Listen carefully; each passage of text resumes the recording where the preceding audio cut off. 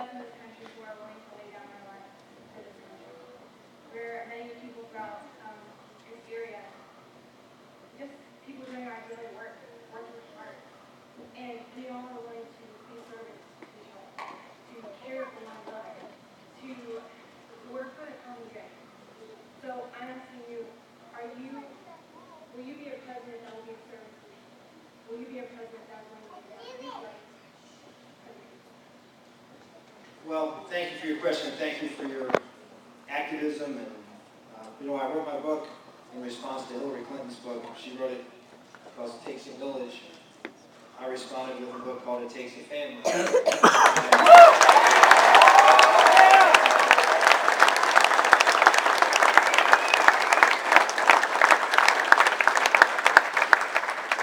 subtitle of that book, It Takes a Family, Conservatism and the Common Good, is the subtitle of that book.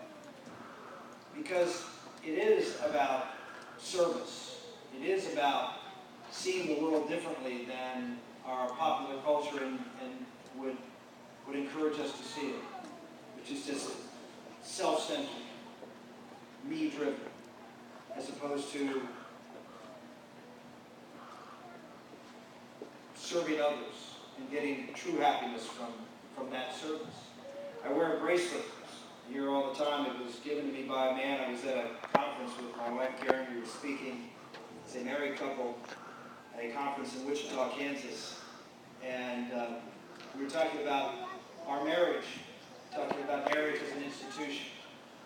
And we were going through a whole bunch of things and got some young man rather excited about the things we were saying, and he ran up to me afterwards and he held this bracelet in front of me, actually had a handful of them, and all different colors, and he said, "This is the answer."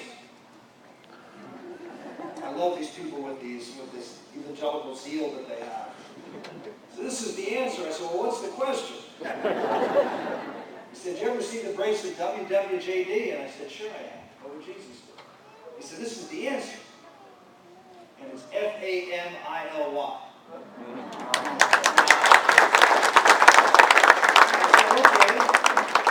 said, okay, what's that mean? He says, "Forget about me, I love you."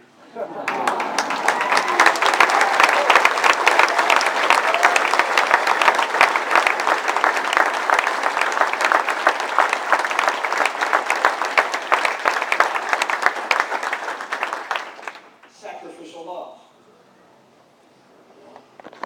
Agape. What's at the heart of a good and just society. People who look not to themselves and to their own pleasure, but look to serve others.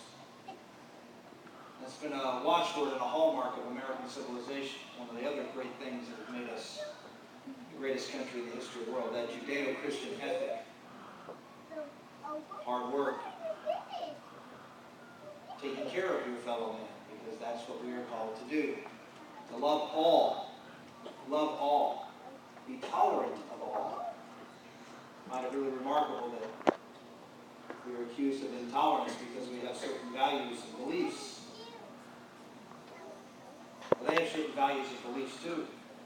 But they have proven to be much less tolerant, as we've seen.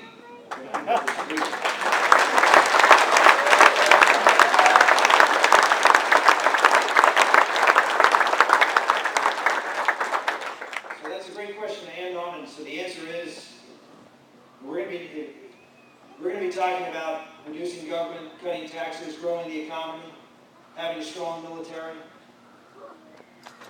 But as I said before, those things alone will not dramatically transform our country. There always has to be a transformation here. That's the ultimate transformation.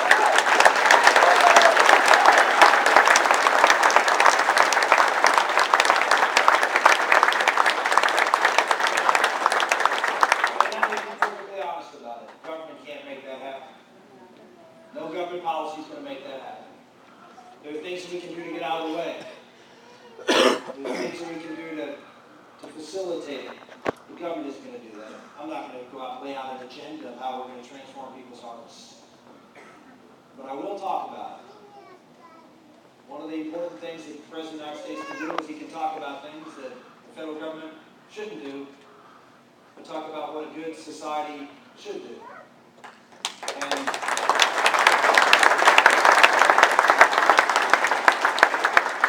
we'll talk about those things.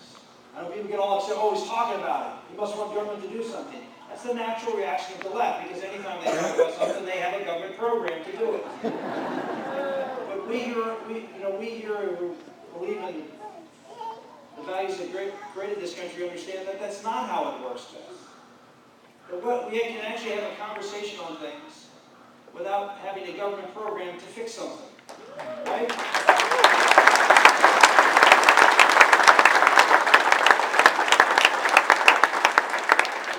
I want to spend some time getting a chance to say hi to each and every one of you. Go to the website. You know, our founders, at the end of that great document that established America, the Declaration of Independence, pledged their lives, their fortune, and their sacred life. We're not asking for your life.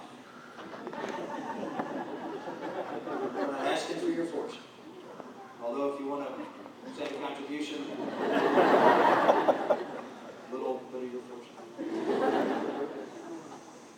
But your honor is at stake here in America today. The honor of being a steward of a great inheritance